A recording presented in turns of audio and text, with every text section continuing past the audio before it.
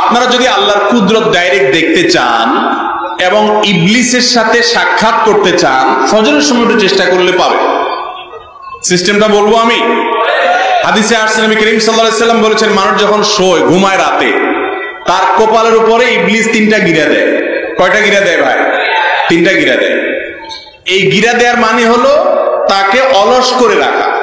এই জন্য দেখবেন ফজরের আগ মুহূর্তে যে ঘুমটা হয়, রাত দিন 24 ঘন্টায় আপনি যত ঘুমান না কেন, ফজরের আগের ঘুমটা মনে হয় এরকম ঘুম যে এই ঘুম থেকে উঠলে মনে আমি শেষ মরেই যাব, এরকম মনে হয় না?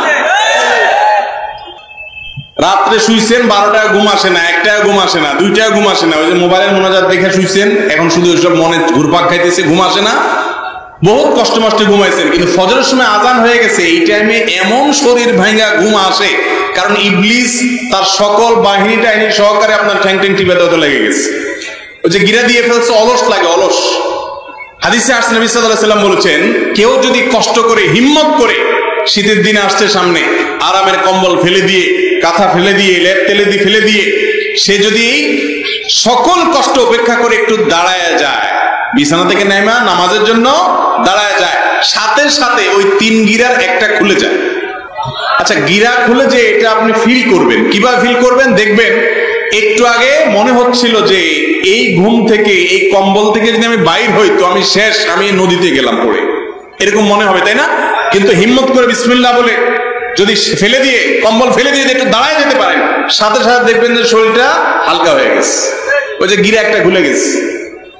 এরপরে গিরা আরো 2টা থাকে, তখনও কাছে মুসু লাগে। এবার শয়তান বলে কি, দেখছে যে শোয়াই তো রাখতে পারলাম না, এবার বলে যে শোনো, উঠছো ভালো কথা, যেই ঠান্ডা, এই টেপের পানি হাত দিলেই শেষ, তুমি সাপ করে উঠবে কিন্তু, খবরদার।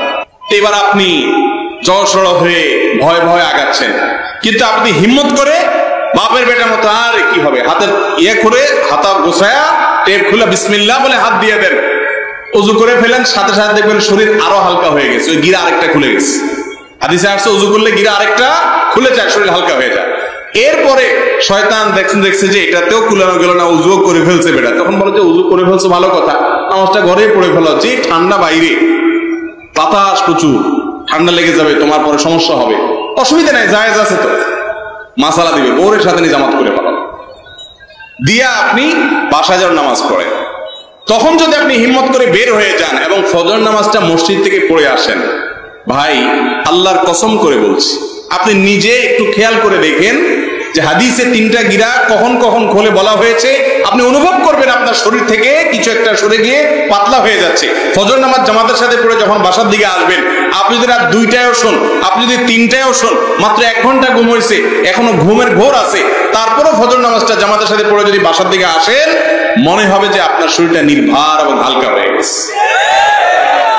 মুসলমান চেনার উপায় হলো ফজরের নামাজ। হাদিসে আসছে যারা মুনাফিক, যারা নামে মুসলমান আসলে মুসলমান না, এই মুনাফিকদের জন্য ফজর নামাজ পড়াটা অনেক কঠিন হয়ে যায়। অতএব ফজরের সময় যখন আপনার কষ্ট হবে, তখন সাথে সাথে এগুলো মনে করবেন যে শয়তানের সাথে কিন্তু আমার লড়াই চলছে, আরে ये कुश्ती तो है আমার ভর কি, কবি ও দবা লে কবি তু দবা লে, শয়তানের সাথে লড়াই চলছে। আপনি উঠে গেছেন, সে হেরে গেছে, আপনি ওযু করে গেছেন, সে হেরে গেছে, আপনি ফজর পড়ে আসছেন, সে হেরে গেছে। শয়তানকে হারাবো তো ইনশাআল্লাহ। যদি না হারাইতে পারেন, তো এই কোরআনে কিন্তু শয়তানের চ্যালেঞ্জের কথা আল্লাহ উল্লেখ করছে। শয়তান কিন্তু বলে আসছে আল্লাহর কাছ থেকে যে আদমের কারণে জান্নাত থেকে বের হওয়া লাগলো, এই আদমের সন্তানদের সবগুলোকে বিপদগামী করে ছাড়বো, একটাকেও জান্নাতে যেতে দিব না। অতএব ভাইরা আমার, শয়তানের সাথে সংগ্রাম করে আমাদের ঈমানকে টিকাইতে হবে। ফজর নামাজ জামাতের সাথে পড়বেন তো ইনশাআল্লাহ। আল্লাহ আপনি আমাদের সবাইকে সহজ করে দিন। এই জন্য ভাইরা রাতে তাড়াতাড়ি ঘুমায় যান, মোবাইল টিপি যা আছে দিনের বেলায় করেন, নিজের সাথে নিজে সংগ্রাম করেন। আপনি যদি ঢিলা হয়ে যান, ঢিলা, এই যে ডায়রিয়া রোগীর কথা বললাম, যে মোবাইল আপনারা টানে, তো আপনি টানতেছেন, স্ক্রল করতেছেন, কি স্ক্রল করেন ভাই? ফেসবুক, ইউটিউবে কি হারাইছেন? মনে হয় কিছু হারাইছেন, খুঁজতেছেন, স্ক্রল করতে করতে আঙ্গুল ক্ষয় হয়ে যাওয়ার দশা হয়ে যায়। কত কিলোমিটার স্ক্রল করে গেছেন তার কোনো হদিস নেই। নেক্সট সুরত দিয়ে একটা ওয়াজ শুনতে ঢুকছি, এরপরে কত ওয়াজের ভিতরে ঢুকে যায় নিজেও জানে না। নিজেকে নিয়ন্ত্রণ করতে না পারলে তার নাম হলো ঢিলা। তার নাম কি ভাই? ডাইরেক্ট হয়ে গেছে। নিয়ন্ত্রণ করতে হবে ইনশাআল্লাহ। আপনারা বেশিরভাগ মানুষ তরুণ যুবক, আপনারা যদি চেষ্টা করেন যে আমি রাত 10টার পরে আর মোবাইলে কোনো অ্যাপে ঢুকবো না, সম্ভব না? অসম্ভব। চেষ্টা করতে হবে না ইনশাআল্লাহ? আল্লাহ আমাদের সবাইকে সেই হিম্মত দান করেন। নামাজ হলো বান্দার সাথে আল্লাহর কানেকশনের সিঁড়ি, সোপান। এর মাধ্যমে আল্লাহর সাথে কানেক্টেড হওয়া যায়। যে নামাজ পড়ে না, ওমর রাদিয়াল্লাহু তাআলা বলছেন লা হিজ্জা ফিল ইসলাম লিমান তারাকাস সালাহ, যে নামাজ পড়ে না ইসলামে তার কোনো হিস্সাই নেই, কোনো ভাগই নেই, সে নিজেকে মুসলমান দাবি করার নৈতিক অধিকারই রাখে না। আর আমাদের দেশে অনেকে আছে বলে যে নামাজ না পড়লে কি হয়েছে, ঈমান, নামাজ না পড়লে কি হয়েছে, ঈমান নাকি তার আছে। এটা হলো ওই যে গায়ের থেকে গন্ধ বাইর হয়, নাম হলো আতর আলী, ওরকম হয়েছে আর কি। গার থেকে দুর্গন্ধ ছাড়া কিছু নাই, কিন্তু নাম কি আতর আলী। নামাজ এক ওয়াক্তও পড়ে না, কিন্তু বলে কি আছে, ঈমান আছে। এরকম ঈমান আছে আপনার যে আপনি নামাজ পড়েন। অতএব 5 ওয়াক্ত নামাজ পড়বো তো ইনশাআল্লাহ। 4 ওয়াক্ত পড়া যায় মোটামুটি, কিন্তু 1 ওয়াক্ত বড় জটিল, 1 ওয়াক্ত বড় কঠিন। সেটা হলো কোন ওয়াক্ত? মাগরিব, ফজর। তার মানে সবার জানা আছে মাশাআল্লাহ। ভাইরা আমার, ফজরের নামাজ দেরি হয় বা পড়তে পারি না, এর মূল কারণ হলো এইটা, ঠিক না? ঠিক।